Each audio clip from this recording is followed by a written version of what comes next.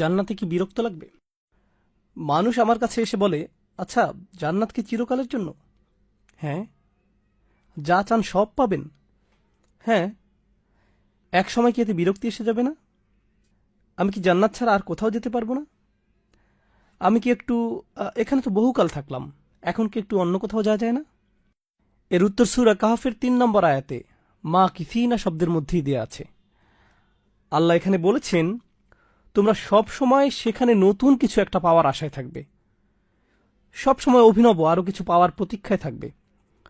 আর এটা আসলে সুখের মনস্তত্ত্বের গহীনে লুকায়িত একটা ব্যাপার, পুরস্কারের মনস্তত্ত্বের সাথে জড়িত একটা ব্যাপার। কোনো পুরস্কারের আসল আনন্দ পাওয়া যায় আসলে পুরস্কার পাওয়ার ঠিক আগের মুহূর্তে। একজন ছাত্র সবচেয়ে সুখী থাকে তার হাতে সার্টিফিকেট তুলে দেওয়ার ঠিক আগ মুহূর্তে। বিয়ে হওয়ার ঠিক আগের দিন ছেলেটা খুব বেশি খুশি থাকে, বিশেষ করে মেয়েটি। সে অবশ্যই বিয়ের ঠিক আগের দিন সবচেয়ে সুখী থাকে। ভালো কিছু পাওয়ার প্রতীক্ষার মাঝে কি যেন এক অদ্ভুত আনন্দ লুকিয়ে আছে। বাচ্চার জন্ম হবে, অমুক তারিখে বিয়ে হবে, অমুক দিন বোনাস পাওয়া যাবে, ঈদ উপলক্ষে অনেক দিন ছুটি পাওয়া যাবে, ভ্রমণের দিন এগিয়ে আসছে, বহুদিন পর আমার প্রিয় বন্ধুর সাথে দেখা হতে যাচ্ছে। এই যে অপেক্ষা, এই অপেক্ষার মাঝে আসলে এক ধরনের আনন্দ আছে। মূলত আপনি যদি অপেক্ষার সময়টা দূর করে তাৎক্ষণিক জিনিসটা পেয়ে যান, তখন আনন্দটা হয় খুবই ক্ষণস্থায়ী। আর পেয়ে যাওয়ার পর আশ্চর্যজনকভাবে অল্প সময় পরে কি ঘটে? এটা আর তেমন কি। আমি আমার বাচ্চাদের উপর এ নিয়ে পরীক্ষা নিরীক্ষা চালাই, কারণ আমার বাসায় এক্সপেরিমেন্টাল সাবজেক্ট আছে।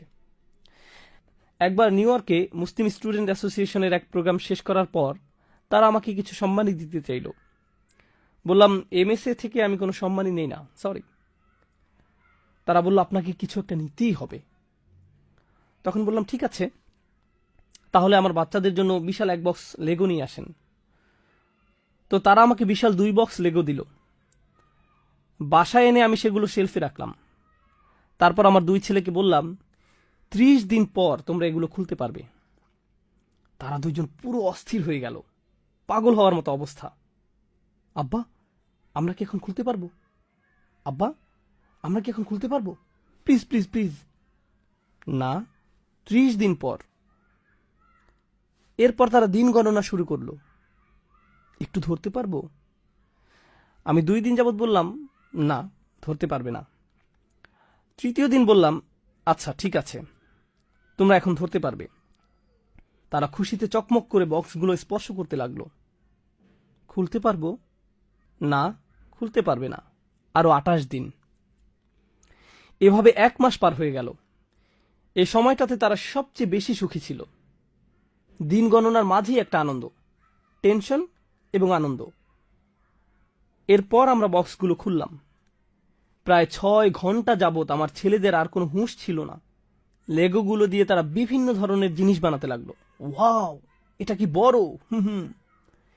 এভাবে 3 দিন যাবৎ তারা এগুলো নিয়ে পুরোপুরি আচ্ছন্ন হয়ে থাকলো। আর এখন সেই একই খেলনাগুলো আমার রুমে সেলফের মধ্যে রাখা আছে। তারা কখনো এগুলোর কথা আর জিজ্ঞেসও করে না। তাদের আনন্দের সবচেয়ে সেরা অংশ কোনটা ছিল? অপেক্ষার মুহূর্তটা, প্রত্যাশার সময়টা।